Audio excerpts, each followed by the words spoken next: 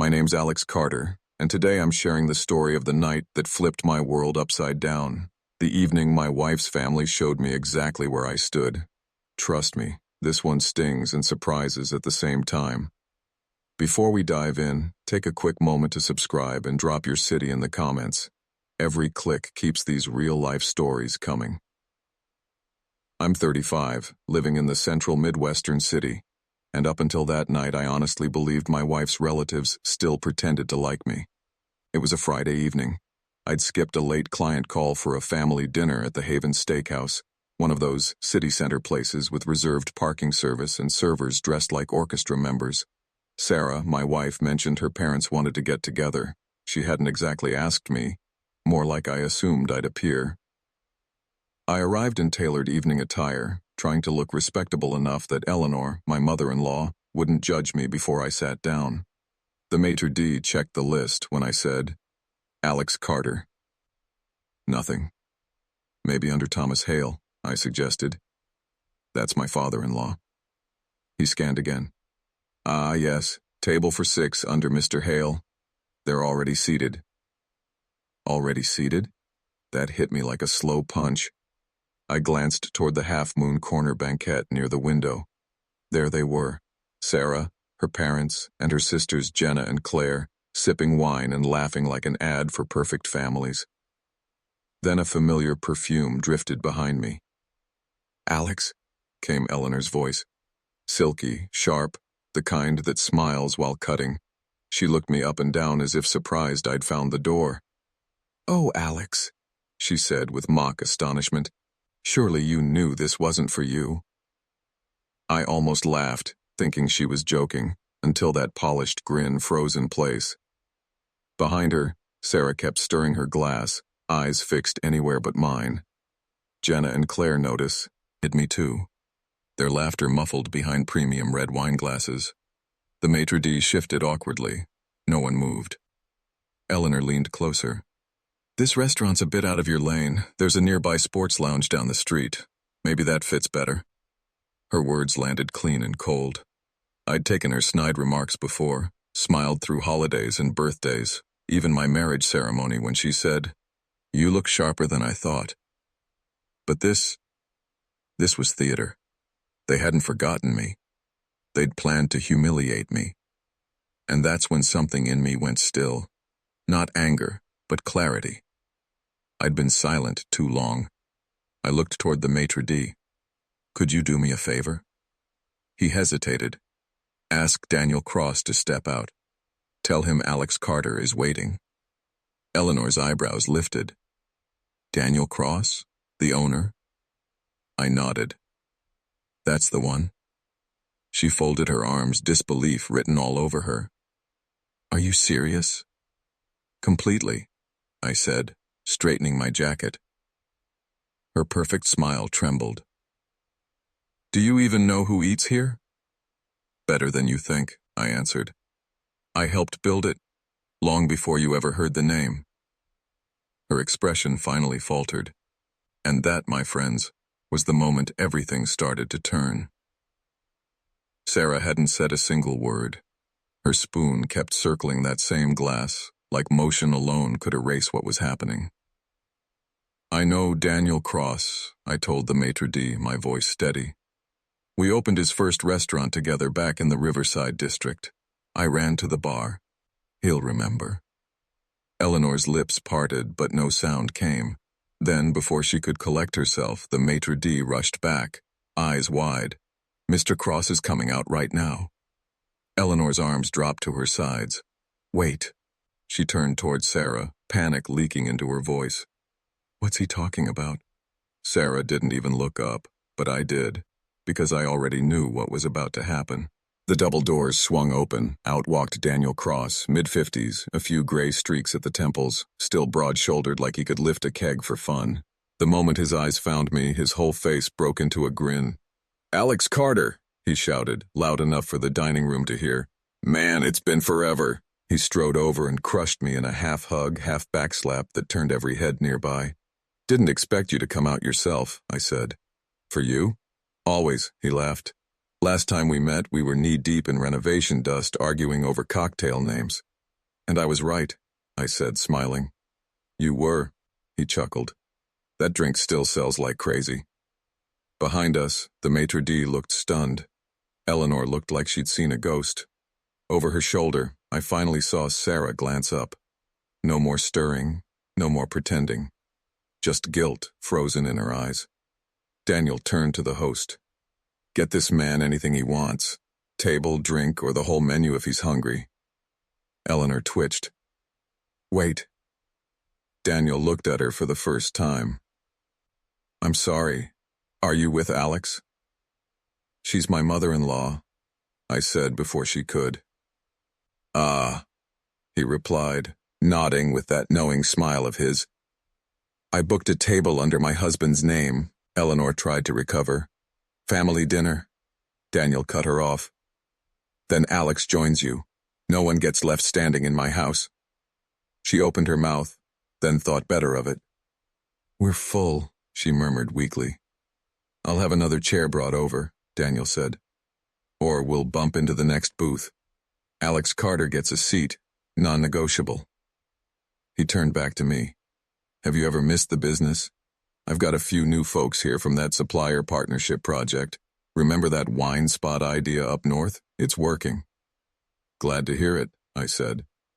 You know you've always got a spot with me, he added with a grin. Appreciate that, Daniel. He clapped my shoulder for everyone to see.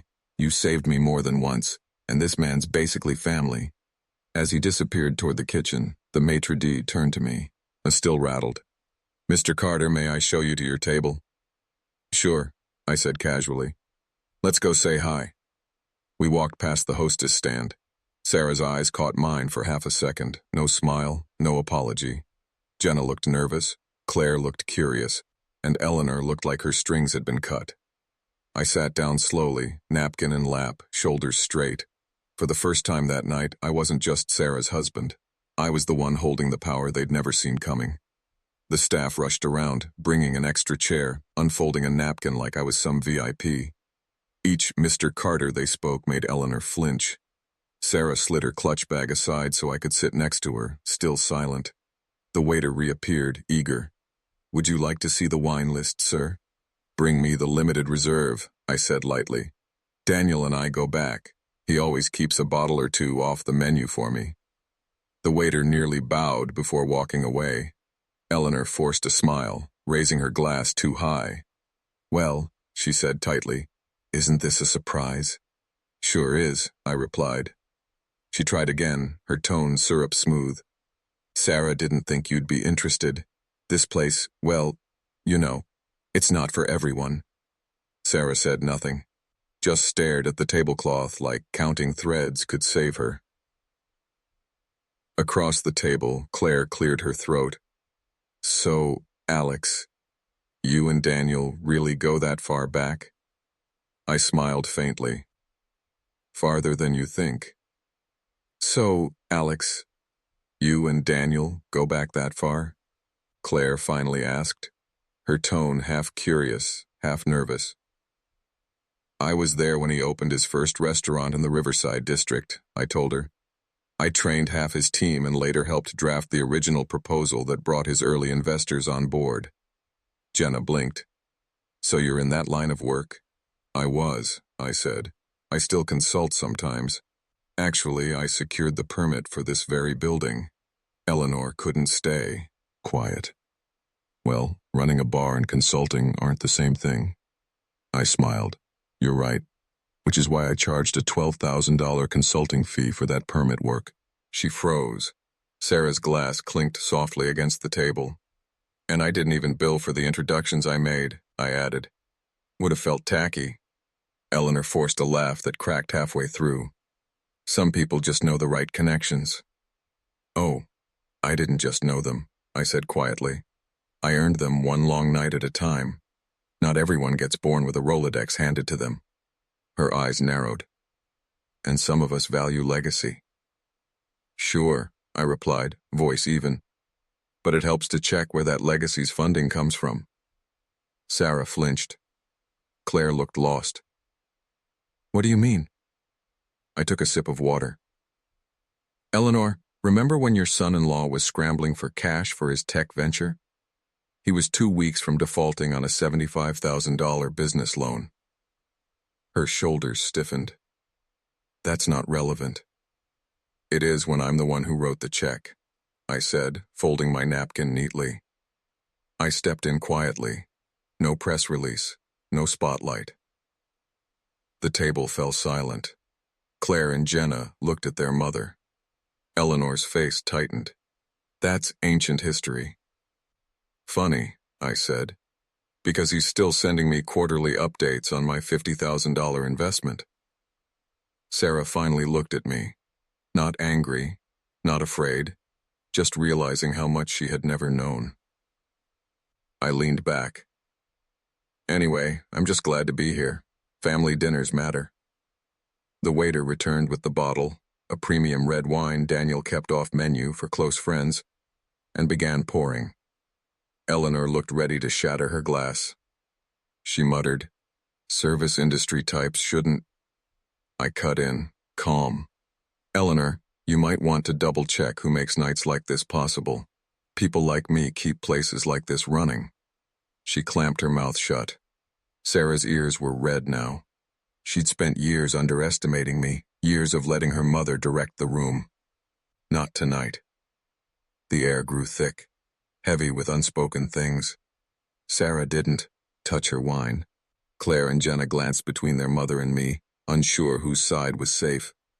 Eleanor gripped her fork like it might break. I met her eyes, steady, not smug. "You know, Eleanor," I said softly, placing the napkin down. "I've never brought any of this up. Not once.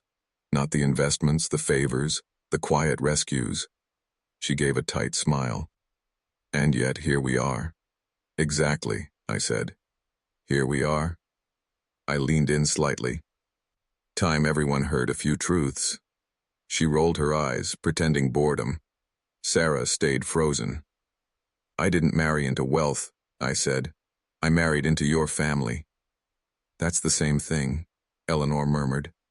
"No," I snapped gently. "It isn't. You've never understood that everything I have came from work, not inheritance." Claire shifted. "We know you run a business."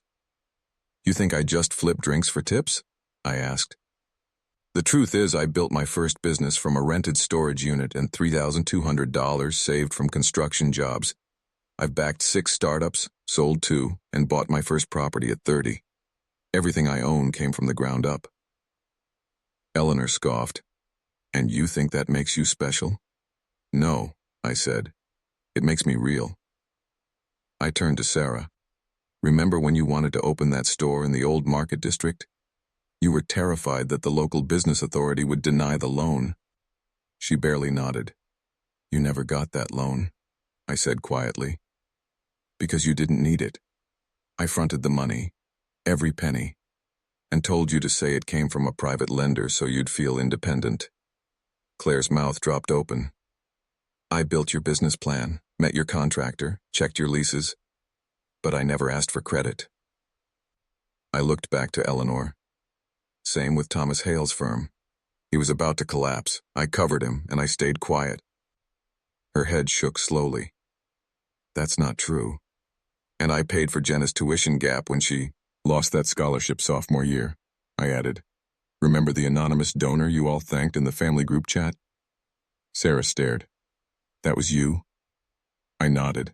Across the room, Daniel called out while passing the bar. "Alex kept our payroll alive last year when a supplier delayed payment. If not for him, I'd have missed checks." The table fell silent again. "You talk like I'm lucky to be here," I said, voice low. "But you've got it backwards." Eleanor opened her mouth. For once, nothing came out. "I didn't marry up," I said evenly. "You all married into my future." The words landed like stones on the table. For years, I've carried this family quietly. Paid the bills no one mentioned, fixed the problems no one else could. Never asked for applause. Never made it about me. I looked around, meeting every eye. But that ends tonight. I'm done playing the lucky outsider at your table. Truth is, I'm the reason this dinner could even happen. Silence. Utter, heavy silence. For the first time, I didn't feel like an outsider. I felt like the foundation they'd been standing on. Eleanor wasn't finished. She sat straighter, chin lifted, pride patching over her shock. If all that's true, she said slowly, then why do you live so comfortably? My daughter's the one working hard. Isn't she the reason you can afford all this? Sarah didn't move, but Claire gasped softly, and Jenna's eyes widened. Eleanor folded her hands, voice sharp as a lawyer's. You dress well, drive new, always have time on your hands. Looks like her hard work funds your lifestyle. I laughed, genuinely. You actually believe that? Pushing my chair back slightly, I turned toward Sarah. Tell them, love. Where did the down payment come from? She froze. I waited. Sarah, I said again, quieter but firmer. Tell her. Nothing. All right then. I turned to Eleanor. That house? Every dollar came from my early trade earnings. I put down 18% before Sarah's store even had its first customer.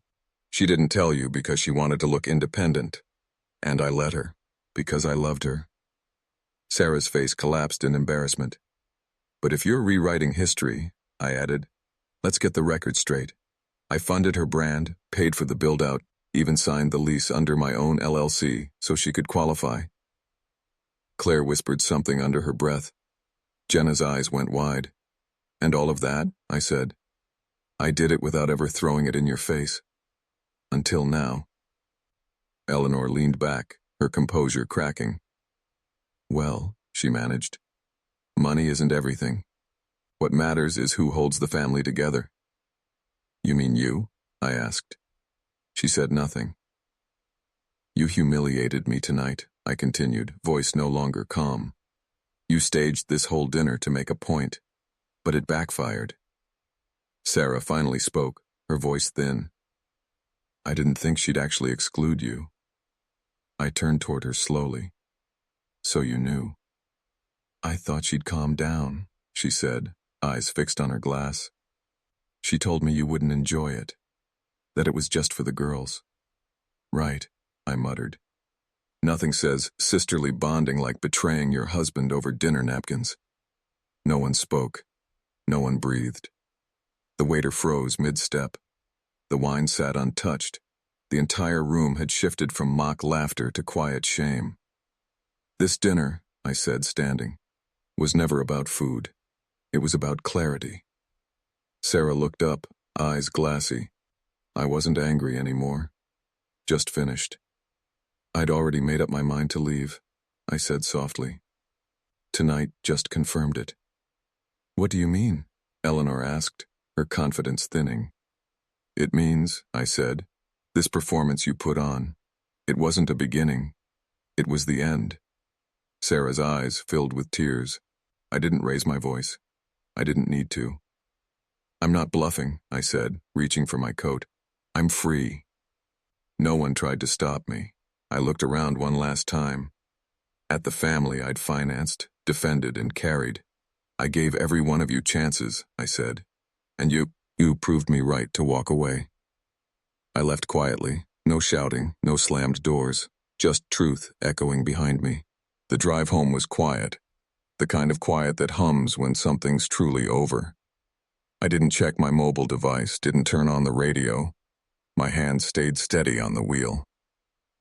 At home, I parked in the driveway instead of the garage, a small, deliberate gesture.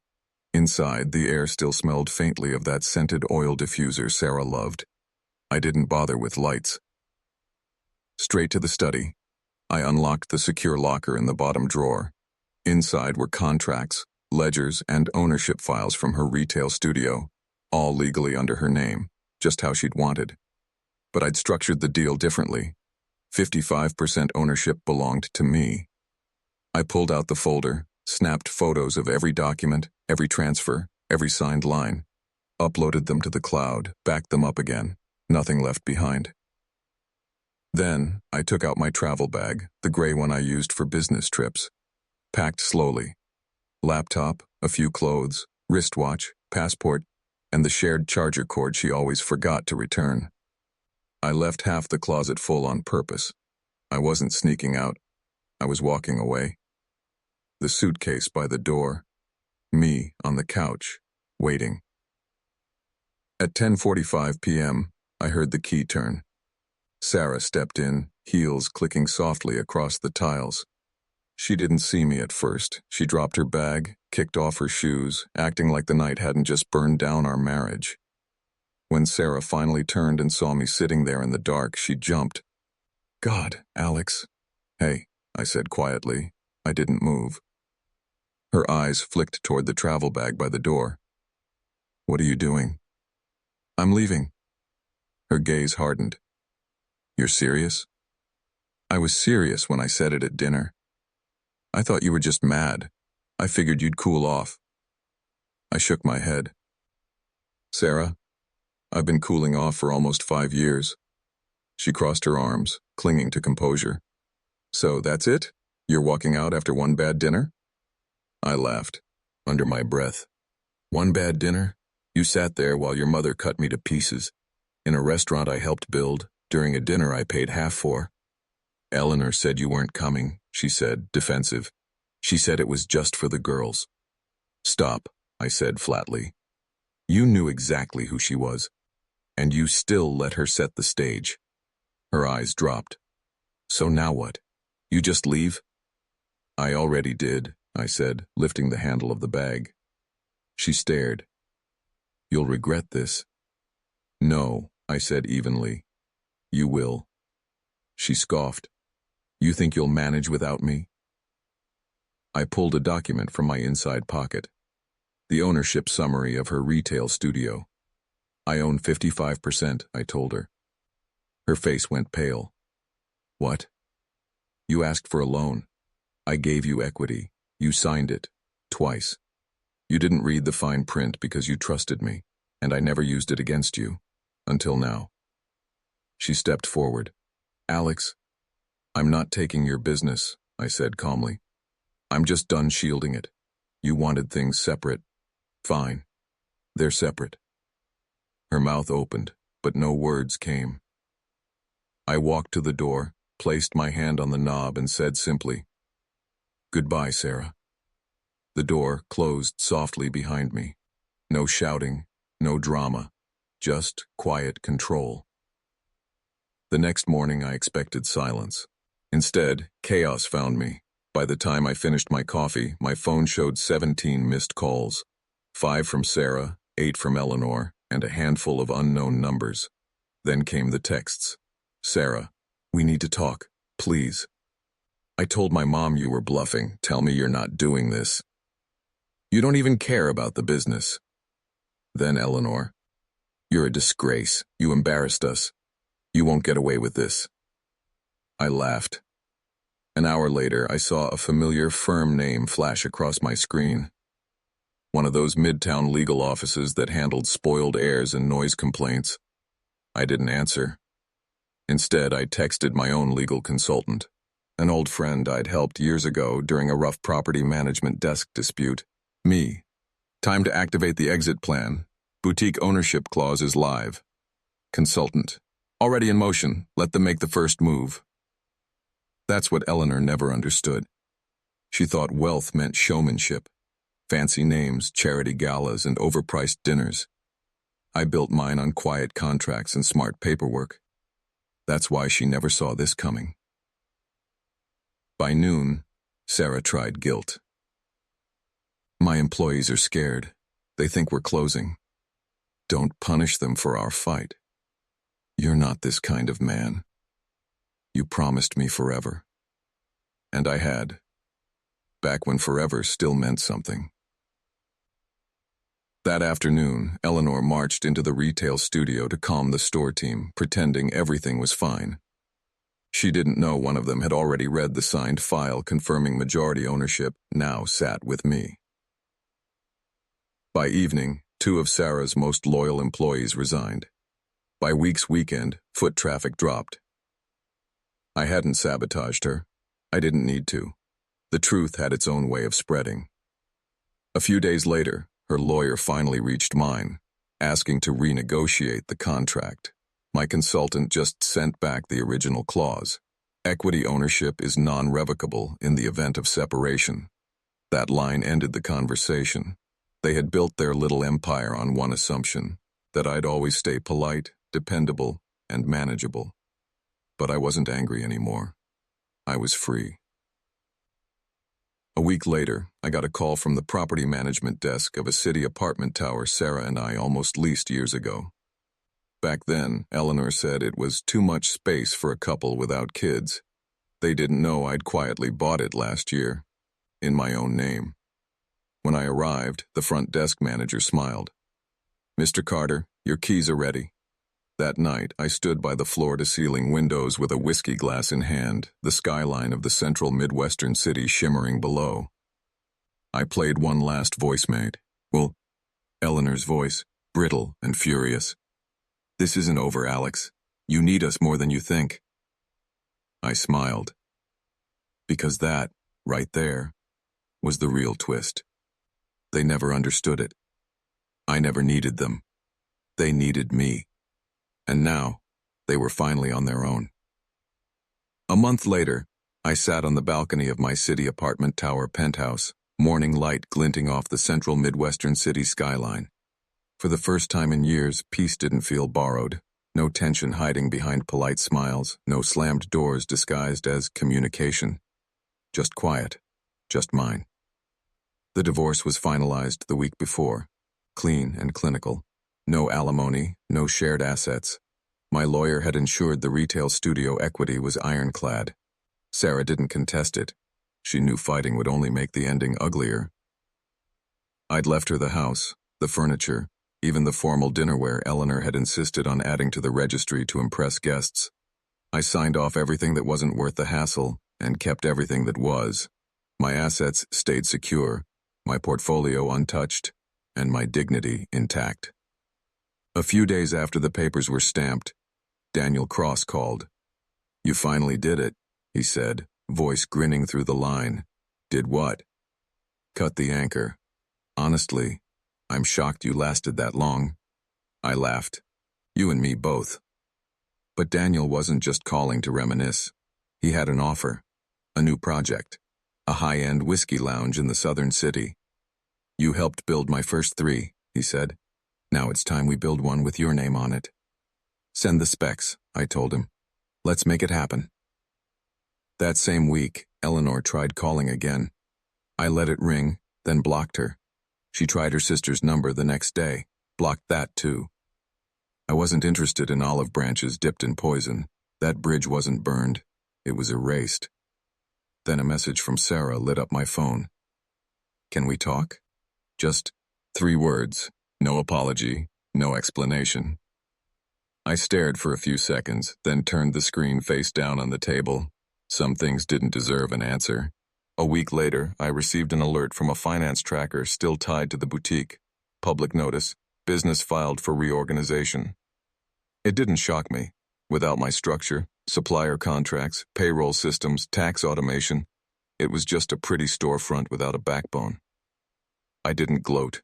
I just breathed. For the first time, truly clear. I was finally free of a family that only ever saw me as Sarah's polite husband. The +1, the background extra, the man who waited outside while they played legacy. No more. Now when I entered the room, it was on my terms. When I looked in the mirror, I saw the man who built everything he had, and walked away the moment it stopped deserving him. The man who didn't beg to stay at the table when he could buy the building next door. The man who didn't chase approval from people who'd never earned his respect. It was a quiet Sunday morning when I saw it, buried halfway down the local business column. Thomas Hale steps down as managing partner of Hale Capital Group amid financial restructuring. I clicked before I could stop myself. The article was short, polite phrasing, corporate spin, temporary leadership change, strategic reorganization, unspecified financial challenges. But I knew the truth. I knew the exact loan, the one I'd quietly co-signed, refinanced, and covered when Thomas was juggling credit cards to stay solvent. Without me, that payment came due, and when it did, The house of cards fell. No safety net, no quiet bailout, no more firm. I set my phone down, leaned back, and watched sunlight climb across the skyline. A soft breeze brushed the balcony railing, the city humming below, alive, unaware. They thought they could write me out of their story, shrink me to a footnote in Sarah's curated world. But they missed the truth. I held the pen the whole time. I'd written the checks no one thanked me for. Signed the contracts no one read. Sat through years of shallow smiles, waiting for someone to see me. They never did, so I stopped waiting and started rewriting. Not from spite, not from revenge, from self-respect. I didn't burn their world. I just stopped fixing it. And when it all finally caved in, they learned my value the hard way. Not because I told them, but because I walked away. My phone buzzed again. Another message from Sarah. I didn't know Dad was stepping down. Thought you'd want to know. I smiled. No reply. She still didn't understand. This wasn't about being kept in the loop. It was about drawing a new circle, one they'd never belonged to. Wider, higher, mine. That was the real legacy. Not the money, not the ownership. Freedom. The final word. Mine,